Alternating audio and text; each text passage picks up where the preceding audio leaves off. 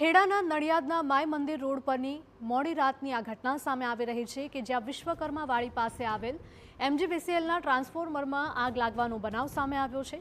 Fire ફાઇટરોએ પાણીનો મારો ચલાવી આગ પર કાબૂ મેળવ્યો હતો।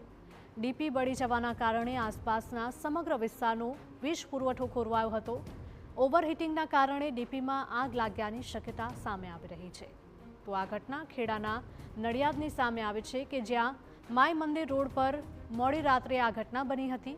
વિશ્વકર્મા વાડી પાસે આવેલ એમજીવીસીએલના ટ્રાન્સફોર્મરમાં આગ લાગવાનો બનાવ સામે આવ્યો।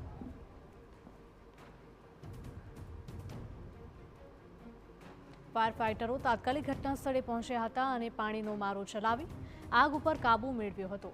ડીપી બળી જવાને કારણે આસપાસના સમગ્ર વિસ્તારનો વીજ પુરવઠો ખોરવાયો છે। તો ઓવરહીટિંગના કારણે ડીપીમાં આગ લાગ્યાની ઘટના સામે આવી છે।